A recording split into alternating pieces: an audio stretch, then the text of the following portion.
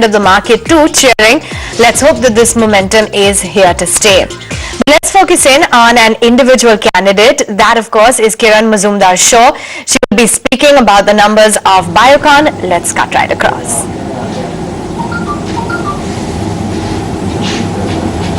Ready? Yes, good morning and welcome to this earnings call from Biocon. I'd like to share with you a very strong performance by the Biocon group this quarter, especially with reference to quality of earnings. We have grown in terms of this quarter at a bottom line of 13% to 103 crores. Top line has grown by 10% from 779 crores last fiscal to 857 crores this fiscal. In terms of PAT margins, it is at 12%.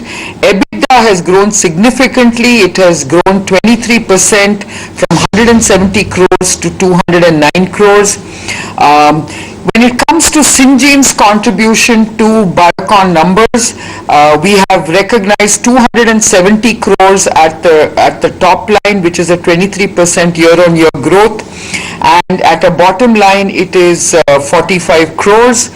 So you can see that Biocon's numbers, excluding Syngene's numbers, have grown significantly.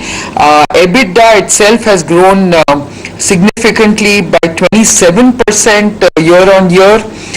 We have actually realized a much better quality of earnings this quarter, largely propelled by sales of our immunosuppressants and insulins and biosimilars in various emerging markets.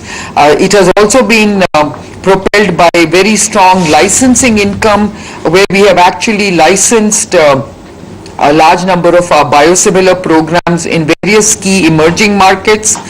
And I think what is important for me to highlight this quarter is the fact that 4 of our key biosimilar programs are coming to the finishing line, and we expect to file all these 4 biosimilars in US and European with the US and European regulators during this calendar year. This is a very important inflection point for Biocon, given these very, very interesting and exciting developments. So overall, I would say that we have had a very, very strong and encouraging quarter. This is on the back of very high spends in R&D. R&D spends have gone up by 45% this quarter to about 68 crores. And if you look at our tax that we have incurred this quarter, it is also significantly up by almost 14 crores. So I think if you look at this performance that you should look at in terms of biopharma sales, we have actually had a very strong performance this quarter. And the R&D spends, the increased R&D spends, of course, reflect very strongly on our rapidly developing clinical endpoints for our key biosimilar programs, which really sets us up for these regulatory filings, which are going to be very key to Biocon's early mover play in the biosimilars market when the markets are then available to us. The addressable biosimilars market of just these 4 programs is $30 billion. And as I mentioned, Biocon is one of the amongst the first wave of entrants into the biosimilars market, and along with our partners Mylan, we believe that we will be considered amongst dominant players in the biosimilars marketplace. So with that, I think it's a very, very interesting time for Biocon. It's a very exciting time for Biocon. We also have basically mentioned that two of our novel programs are also looking very good.